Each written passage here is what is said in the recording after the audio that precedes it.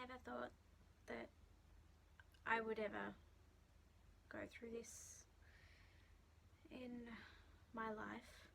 I've never been around anyone who's gone through this. I've not found any videos or stories of anyone going through this, which is why I decided to make this video. I don't even know if this is going to ever be uploaded to the internet, but I wanted to do this mainly for my sake. But if I do upload it to YouTube, it'll be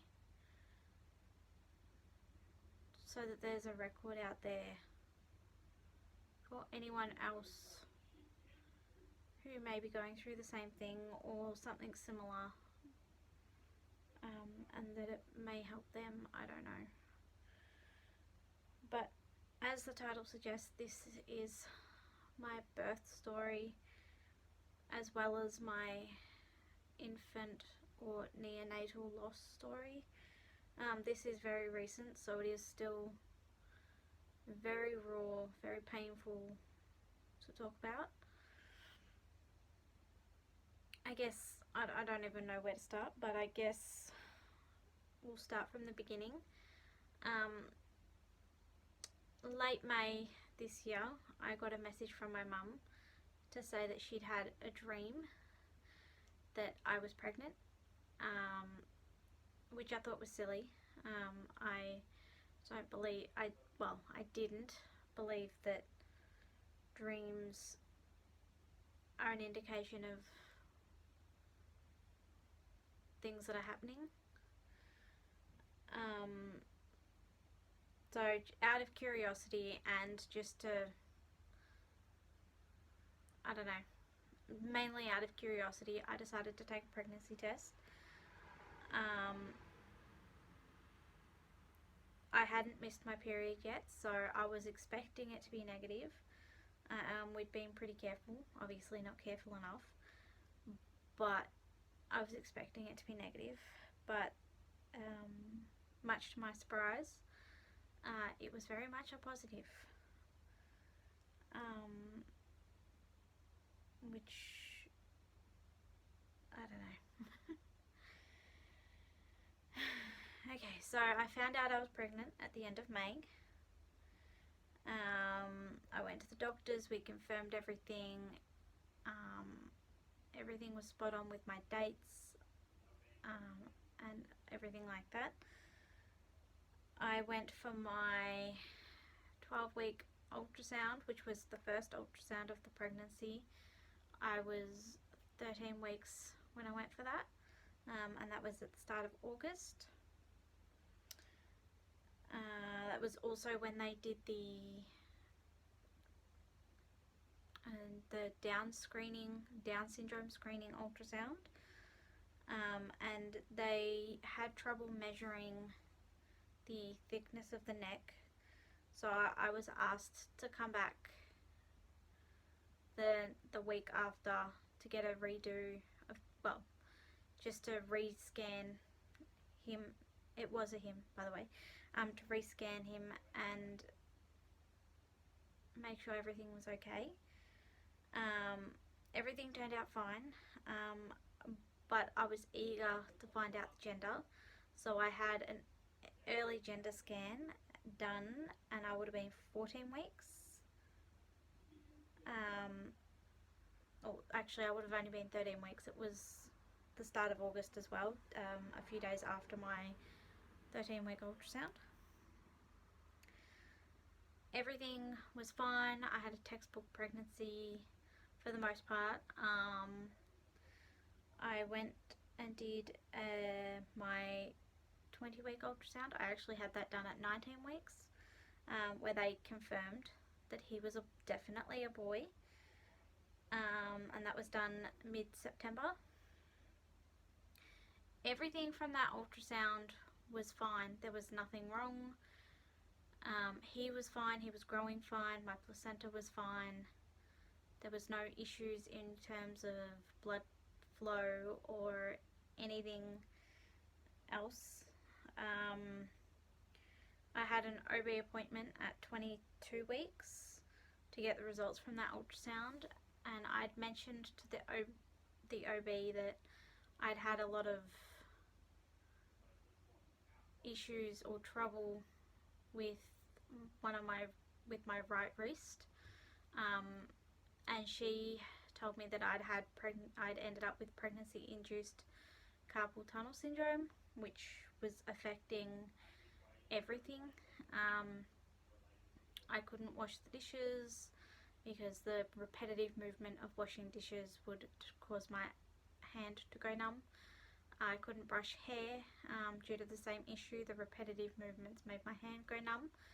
I ended up having to wear a brace while I was sleeping to help. But apart from that, there was, like, I had a few pains in terms of like hip, pelvic area. But I'd bought some, I think they call them tubie grips or something like that, to help take pressure off the pelvis, and that was working fine. So my pregnancy itself was textbook. There was no problems picked up or anything like that. And here's where it gets interesting, to say the least. The night of the 22nd of October, I had started bleeding. So I put a pad on. I went and laid down for half an hour to make sure that I could still feel baby moving, and he was, so I was a little less concerned, but I rang the hospital and was told to come in, so I did. I was there for a while. They never admitted me, but they did do an ultrasound which showed baby moving and happy and healthy and everything like that. They also did an internal cervical exam, which they said,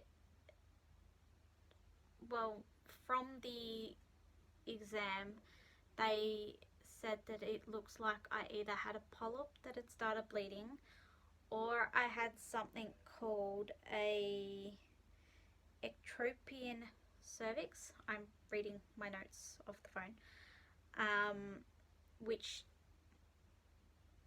is a common thing during pregnancy. Most women don't even know they've got it, and it can cause bleeding.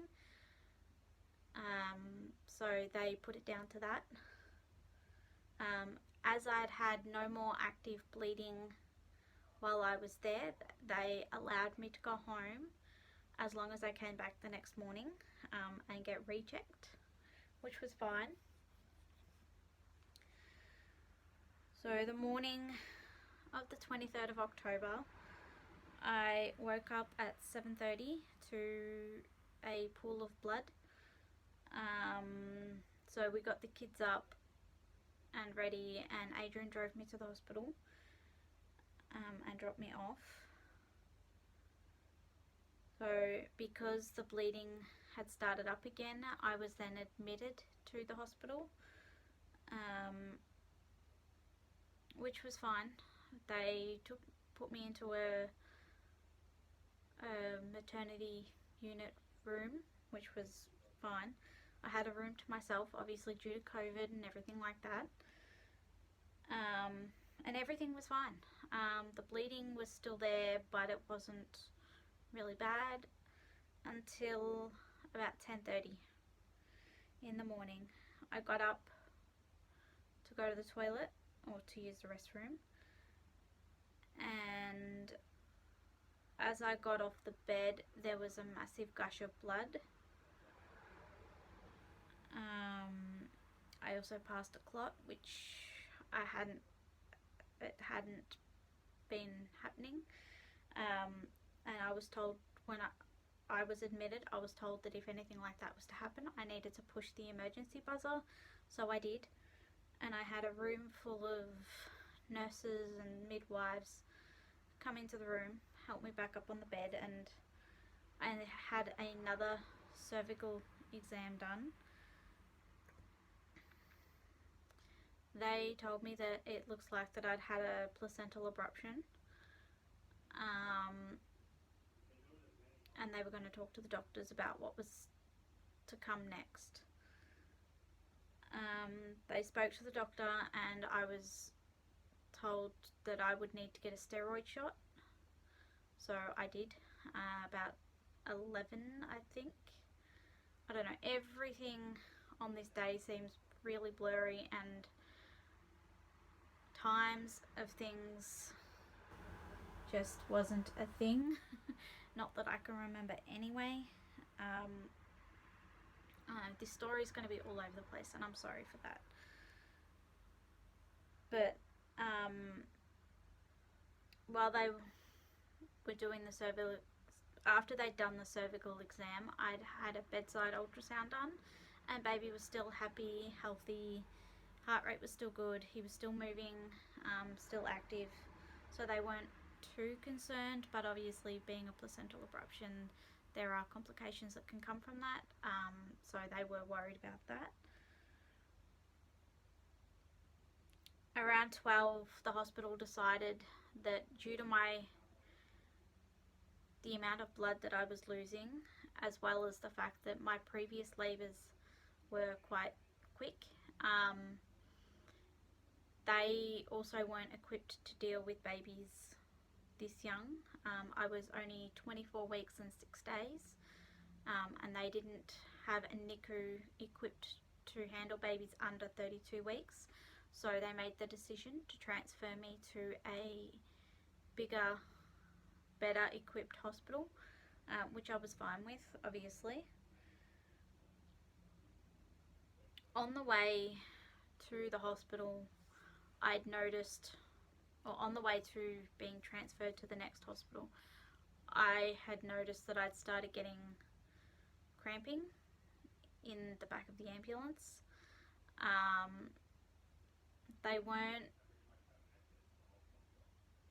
uncomfortable, but they were enough for me to notice that they were there, and they were kind of regular. They kind of had a pattern, so I was taking notice of them, and I did let the midwife who was coming from the hospital that I was being transferred from, she was coming with me to the next hospital. And everything from here kind of gets fuzzy.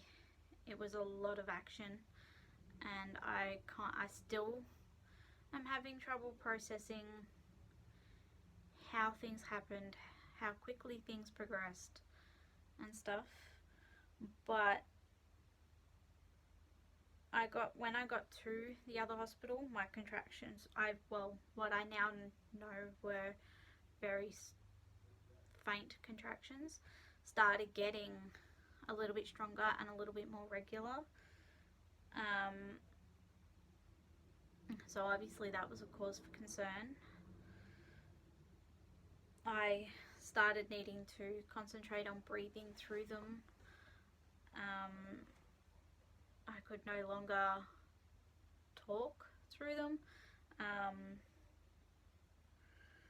which led me to believe that I was actually starting labour.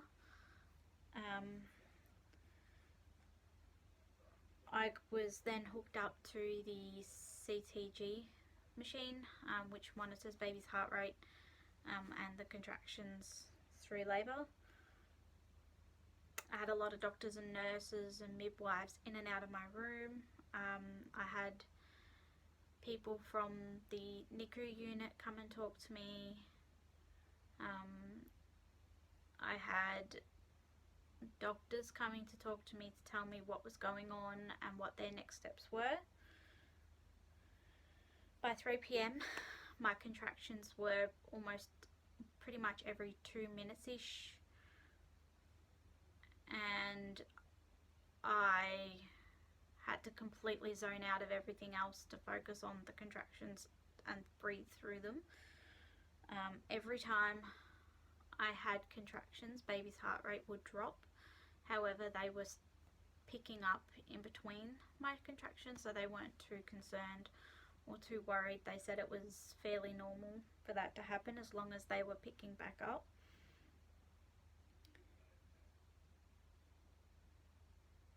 But there came a point between 3 o'clock and 3:30 where baby's heart rate was just not picking back up through these contractions, and they were concerned.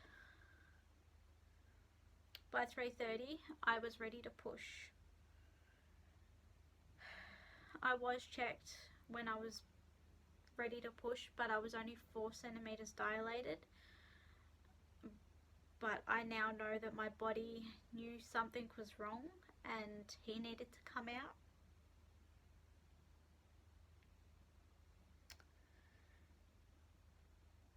By 3:40, his heart rate had dropped extremely low and they weren't picking up. And they made the decision that he needed to come out right then.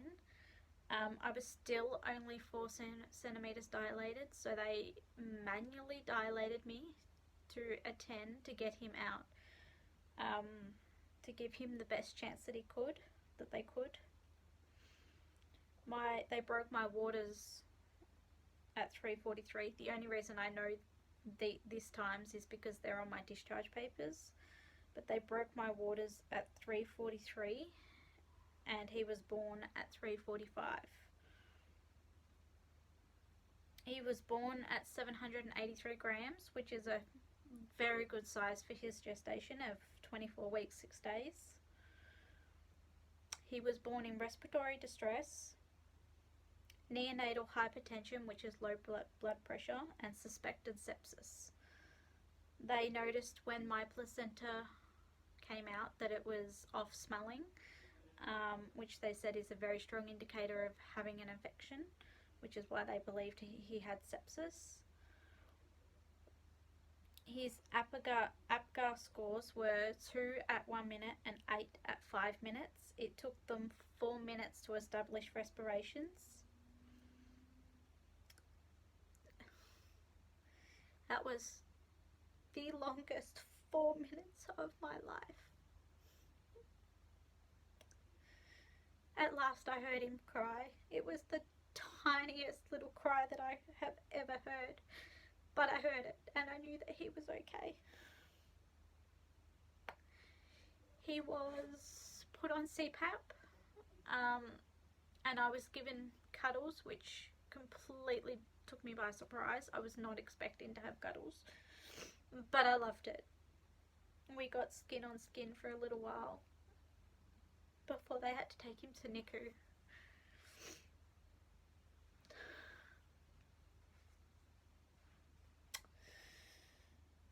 While he was taken to NICU, I was put on a drip with fluids, and I was told that I'd lost, just from the point of being at the second hospital, I'd lost 1.5 litres of blood.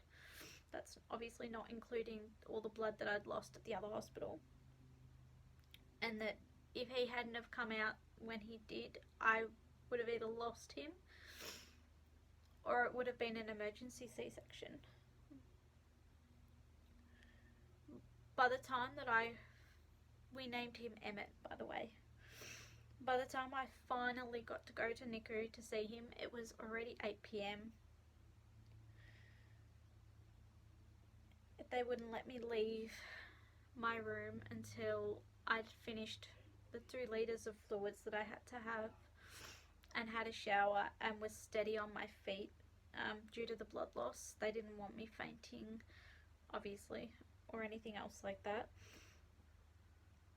I got to the NICU and I saw him in that isolate. He had so many lines inside his body and so many drips and things just coming out of him. It was scary. He was also taken off the CPAP and put on a ventilator, although they did say that his ventilator settings were on 21%, which is air that we breathe. He was trying to breathe on his own, and the ventilator was there to support his breaths if he couldn't do it.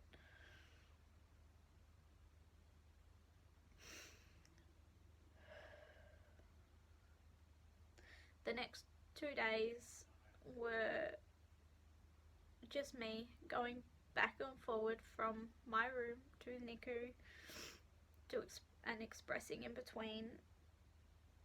I wanted to spend as much time as I could down in the NICU unit with him.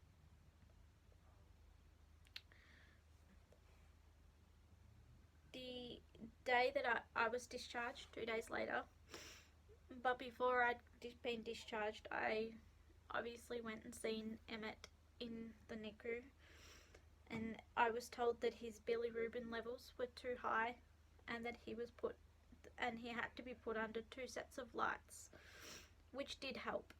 His levels started going down almost immediately, and they were very happy with his progress. His sodium levels were also too high because of the humidity in the isolette and how thin his skin was, and the fluids that he was on made him secrete too much fluid out of his body, which brought his sodium levels up. So they changed out one of his fluids to a glucose drip to try and counteract his sodium levels. They also started giving him 1 ml of breast milk every 4 hours to kickstart his digestive system and to help line his stomach. His blood pressure was also still a little low, so they started him on a very, very small dose of blood pressure medication. It was extremely hard to go home, but I was excited to go home to be able to see the other children. I'd missed them terribly. After having a meeting with Adrian, we decided that I was only going to visit the hospital every second day because I needed time at home with the other kids. I needed time to go and get things done, and I needed time to take care of myself so that I didn't break down.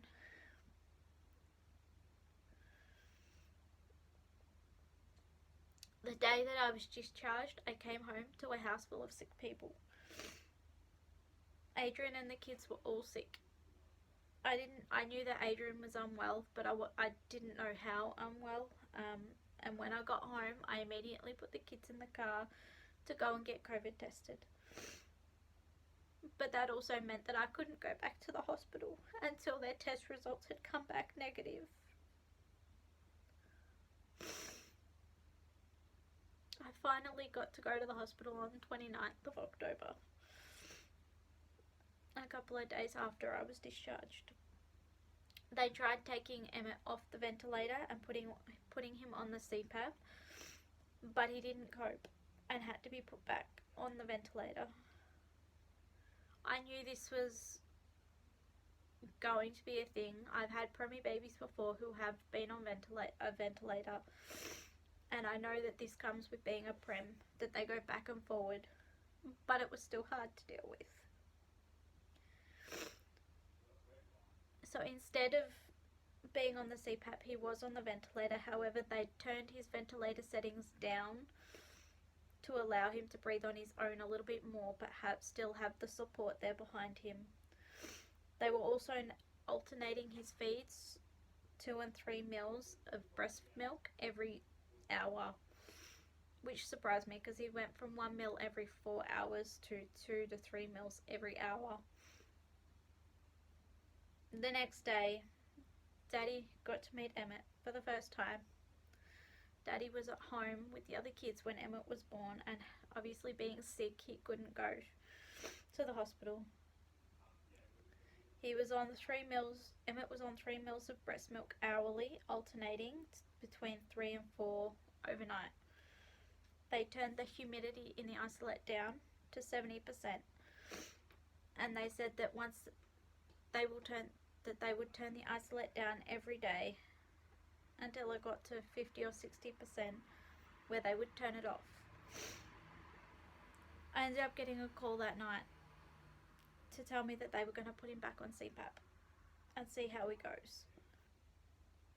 The next day, I went back to the hospital, and Emmett did okay on the CPAP for most of the night, but by morning, he started holding his breath, and and his heart rate kept dropping more than they would like, so they put him back on the ventilator. And like I said, I was okay with this. I knew it was going to be a trial and error for all this sort of stuff, and that there would be setbacks. October 1st, I got to change Emmett's nappy for the first time, take his temperature, and give him a wash. I also got to have my first proper cuddle since he was born. It was a long, happy 1 hour of cuddles. They did have to turn his ventilator settings up because they weren't happy with how he was breathing from either trying being on the CPAP, or they said it could be the start of an infection. And because he was being handled as well, and he tend to drop his heart rate when he was being handled, so they put his settings up.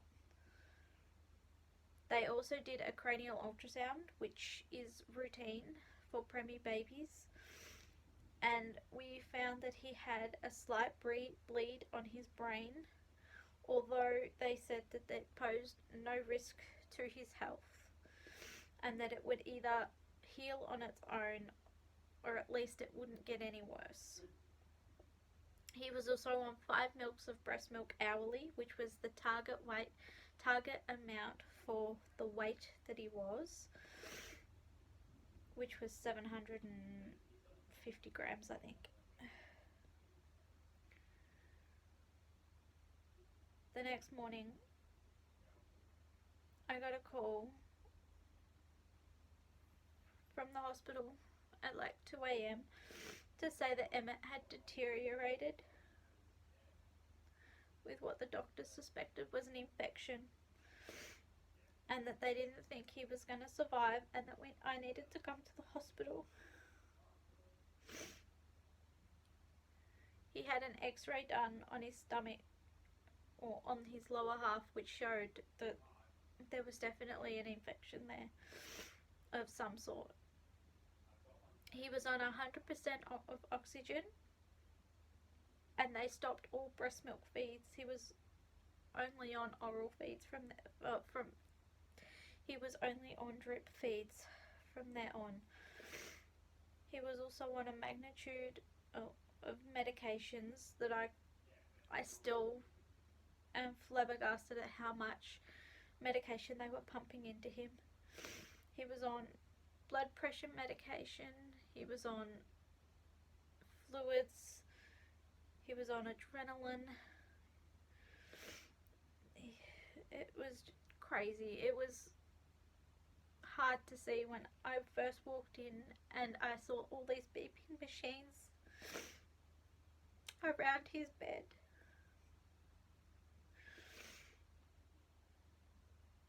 I didn't end up leaving the hospital that day. I called Adrian to come in because we thought it would be the last day that we'd get to spend with him. Through the day, Emmett started stabilizing. He was fighting.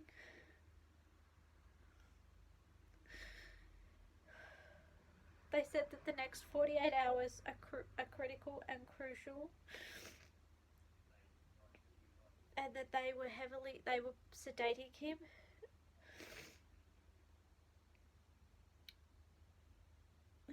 He was still on 100% of oxygen. He had 1 blood transfusion, 1 plasma transfusion, 2 platelet transfusions.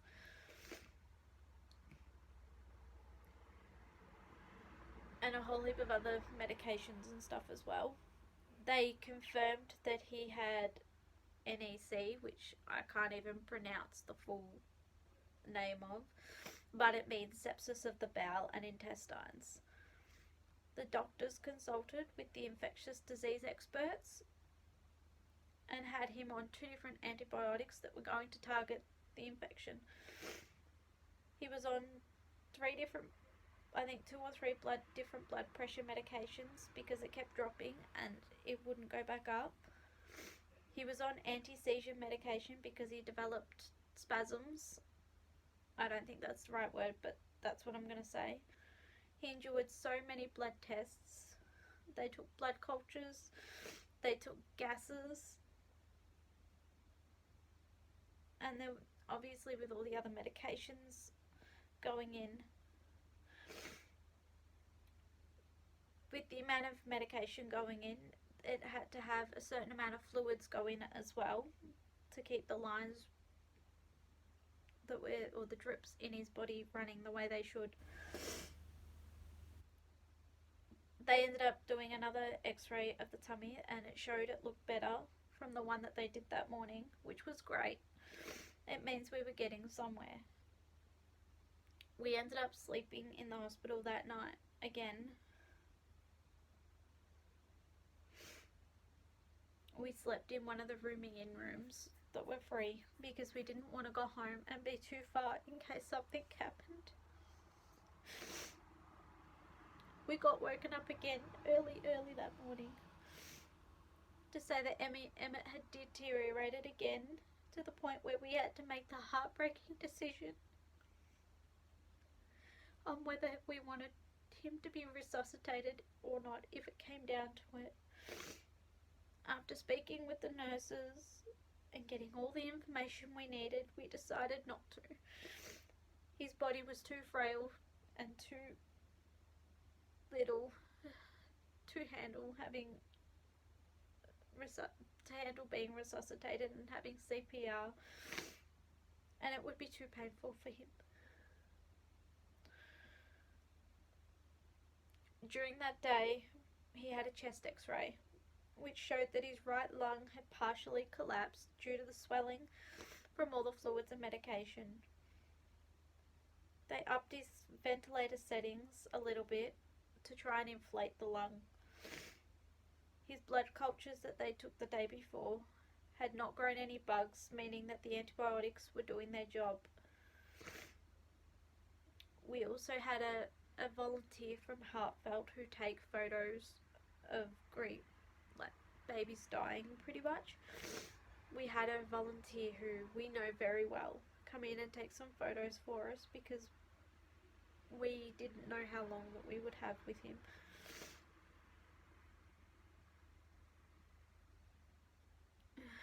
We went home, I think, for a couple of hours to go home, grab some food, grab some clean clothes, shower, and give Adrian's mum a break, who was here at our house watching the kids for us.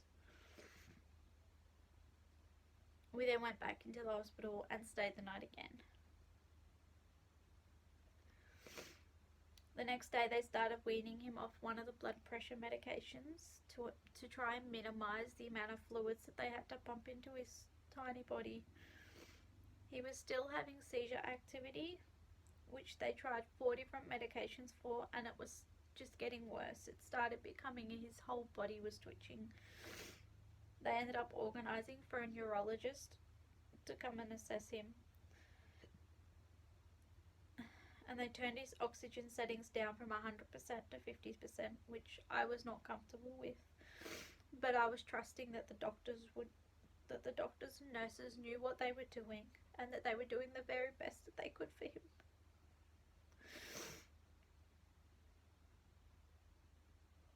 We again stayed the night in the hospital.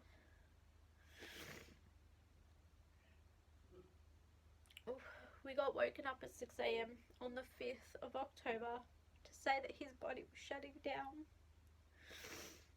His blood pressure was extremely low and no amount of medications that they were giving him was helping. His oxygen levels were dipping and his ventilator settings were back at 100.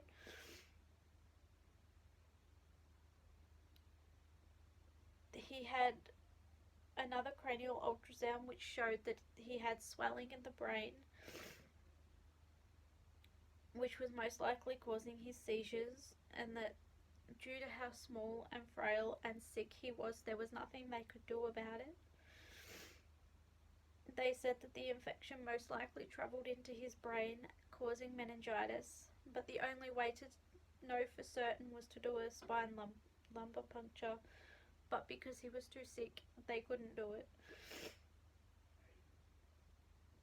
We had a meeting with the team of doctors and nurses,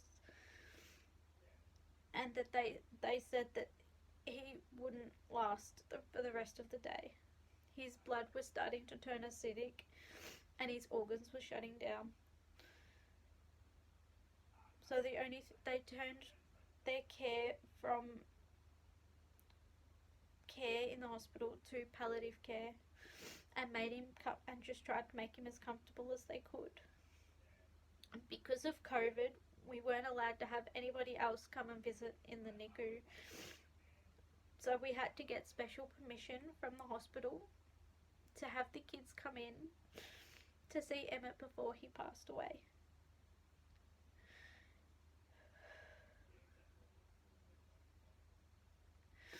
They took us to a special room. They took him out of his isolette into an open cot. We dressed him and wrapped him and pretty much just got to have cuddles with him.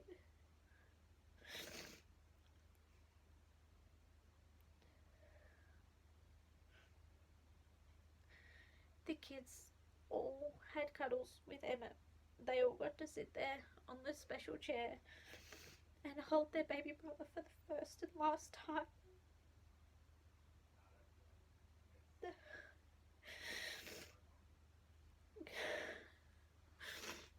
We had the same lady who took photos previously come in to take photos again.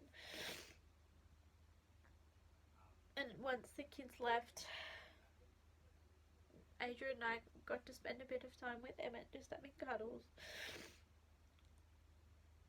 before we made the decision to take him off the ventilator because his heart rate was dropping extremely low even with the ventilator on. At 7 p.m. on the 5th of October, Emmett passed away.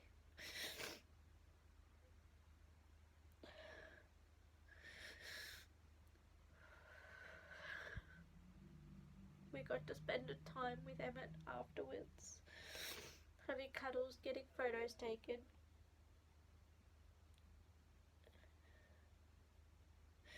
Before we had to say goodbye.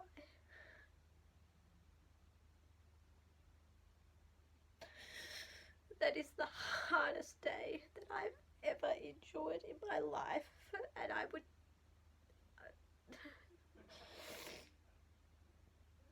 I don't know how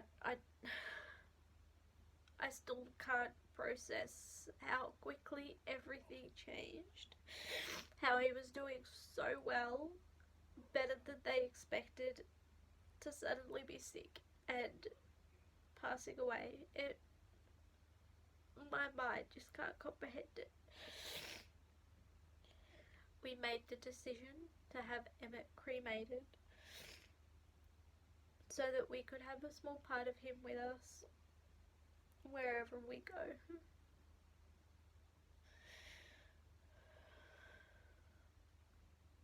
We are planning to hold a small memorial at home when COVID restrictions allow. For the most part, we're doing okay. Obviously, we have bad days, especially me, where if I'm not doing something, I cry. If I'm not concentrating on something, I cry.